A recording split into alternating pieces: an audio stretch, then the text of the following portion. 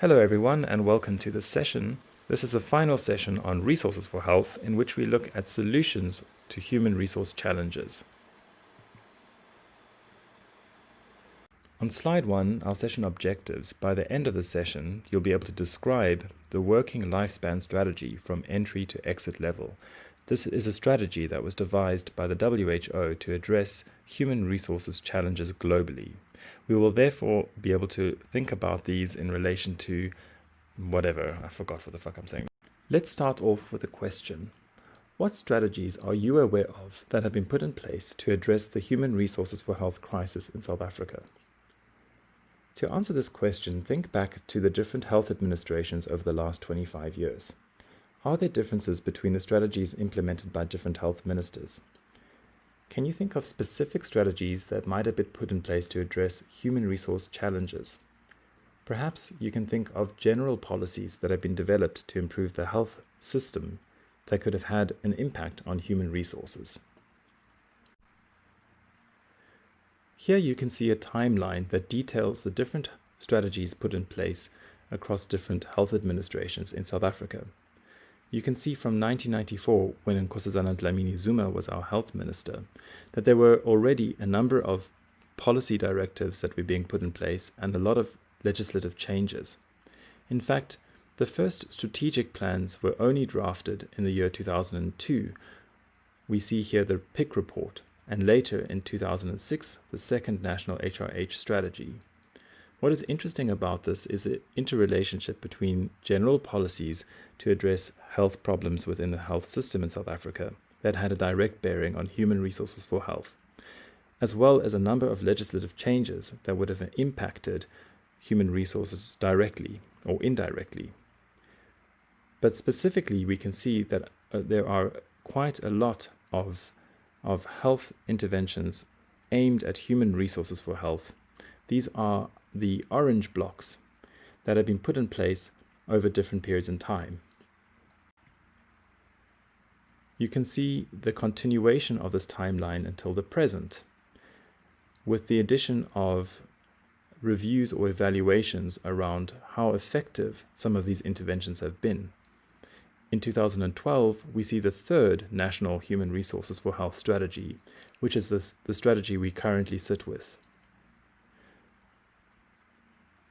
In 2006, the World Health Report by the WHO focused on human resources for health. What this report presents is a framework that is useful to think about strategies that can be put in place to address some of the main human resources challenges. In this framework, we see that they consider the point of entry into the workforce, how we should support workers while they are working in the workforce, and also the point of exit. The ultimate goal here is to improve workforce performance. You can see the 4 measures of workforce performance are what we discussed in last week's lecture: availability, competence, responsiveness, and productivity. In this lecture, we are going to look at each of these points and discuss some of the solutions that are put in place. The first phase in the Human Resources for Health Strategic Workforce strategy is the entry phase. This phase entails preparing the potential health workforce through education and training. This is a stage where health worker cadres are produced and is supported by investments in education and training, workforce planning, providing support and management of the recruitment, education, and training of programs. The education and training programs can be supported through building strong institutions, ensuring access to good quality education, and establishing strong recruitment strategies.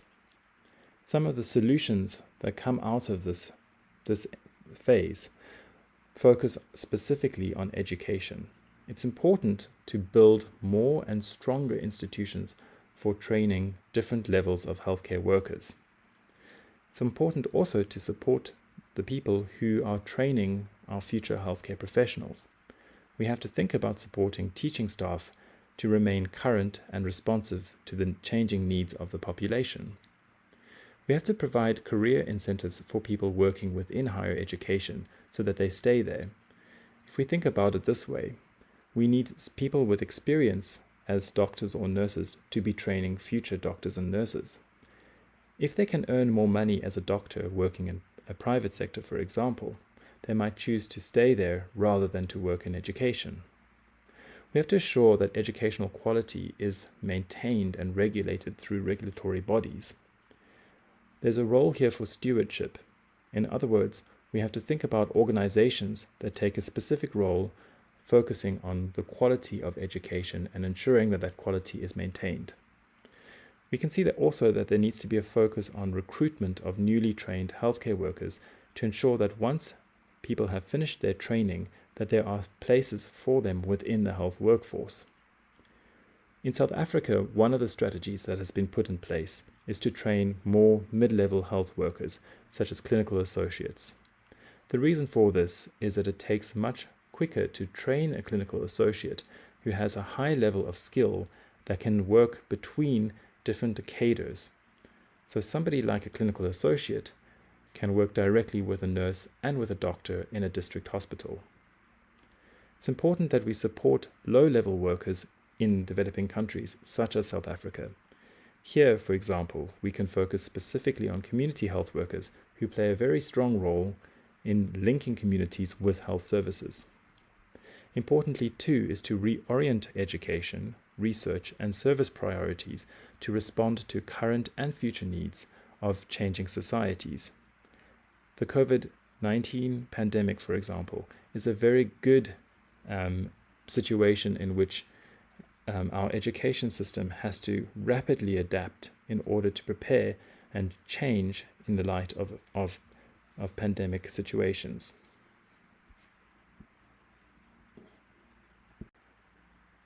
Once people are in the workforce, we have to make sure that we can keep them there. So after health workers have been trained, they enter into the workforce phase, which is the second phase of the strategic plan. The strategic purpose of this phase is to ensure that the working environment and performance of workers is well managed, and that it is maintained in order to support the professional development of health workers so that they may constantly learn and improve. Also, we see that the focus is drawn to creating suitable environments in order to retain professionals and to avoid problems such as attrition, which is loss of healthcare workers, and migration out of the country or out of the health sector. This stage is the human resources for health strategy that focuses on good, fair, and competent, supportive, and motivational environments through supervision, fair compensation, and opportunities for growth and development. So we can see a very important aspect of the workforce solution stage is to focus on supervision within the health workforce. We know that continuous supervision, specifically for young doctors, makes a difference in keeping them within the health workforce. It's very important that health workers are fairly and reliably compensated. In South Africa, for example, we have implemented a strategy called occupation-specific dispensation to make sure that there are not massive differences between public and private healthcare in terms of what one will get paid. We also see it's important to have clinical support systems put in place. These systems will ensure that people can continue with lifelong learning. It's important for healthcare workers to continually adapt and change their knowledge as the health circumstances of the population shift and change, and as new technologies emerge. Improving the health workforce is one way to make the work environment more desirable. There are many ways in which we can do this, for example, by focusing on the safety of healthcare workers. It's also important to manage how healthcare workers work. If we have people working in the public sector who also want to run a private practice, we have to manage that work to ensure that people are not moonlighting. The issue of RWOPs and moonlighting will be discussed in Session 5 this week. What's important is that we build competent management to support our health system and to support the health workforce. The final phase in this strategy is exit out of the workforce. In this phase, measures are taken to manage migration and attrition, and to reduce the loss of human resources. This can be achieved by improving work conditions, by creating an accommodative environment for all, by ensuring a safe environment, and by having a retirement plan for aging people within the health workforce, which can reduce the risk and rate of attrition. Managing migration is a complex balancing act between people's individual freedoms and choices to move where they want to, and making sure that we do not deplete one health workforce for the advantage of another. Where rich countries are likely to recruit from poorer countries, we need to make sure that fair and just recruitment policies are put in place. One way of sharing the migration experience between two different countries is through bilateral agreements. It's important also to keep health work as a career option for women and to make workspaces suitable to women's needs. If we are going to train many health workers who are women, which is the case in South Africa, we have to be aware that women take on different types of work within their personal lives. They might have children, they might have families to manage, and in these cases we have to make sure that women are still able to work and to fulfill their other duties to society. One suggestion to make the health workplace more accommodative is to offer flexible hours specifically for pregnant women or women with children. We have to ensure that the workplace is safe and people are not exposed to unnecessary dangers. How do we do this? We can focus on minimizing occupational hazards. In South Africa, for example, where we see HIV is a huge problem, we have to make sure that the health workforce does not feel that they are at risk of contracting HIV through the work that they do. Similarly, by providing protective equipment to the health workforce during a pandemic, we can try and prevent as much as possible the chance that the health workforce will be affected by the nature of COVID-19. When it comes to retirement, it's important that we have planning put in place through policies that reduce incentives specifically for early retirement, so we can keep people in the health workforce for as long as they are willing and productive. We can also look at recruiting people who have already retired. In South Africa, we find that a huge number of nurses, for example, are over the age of 50. Yet they are still very valuable because they have institutional knowledge that can help in supporting younger staff. So we could bring these health workers in different capacities to support young and new staff in the health system. Very importantly, we have to ensure that there is succession planning and career pathing for people within the health workforce, so that they feel that their careers are going somewhere and that they are supported by the health environment itself. To wrap up this presentation, let's use an example from the South African context in terms of how the strategic framework can be applied. Let's think about rural health in South Africa. How do we get people to work where we need them the most? From the entry perspective, we can think about planning, education, and recruitment. Our curriculum should focus more strongly on rural medicine and primary healthcare to give future healthcare workers more exposure to rural contexts. By increasing the number of students that come from rural or diverse backgrounds, we find that people are more likely to return to the areas that they come from. It's very important that students, as well as people working in rural areas, have a positive experience working in those settings.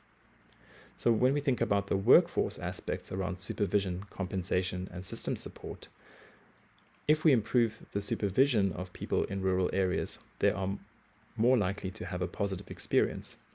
In South Africa, we have set a rural health allowance to encourage people to work in those contexts because they will earn a little bit more money. Finally, when we think about career aspects around the exit issues, we see that in South Africa there are specific residency programs for rural training, which gives people opportunities to further their studies and specializations in rural contexts. This is going to encourage people to work there for a longer period of time. Ultimately, what we're trying to do is to improve our workforce performance. We need to ensure that there is a strong availability of healthcare workers, that those healthcare workers are well trained and are competent to meet the needs of the population, that the health system itself is responsive to the needs of the health workforce, but also responsive to the needs of the population, and that the health system is productive by being effective and efficient in achieving improved health outcomes.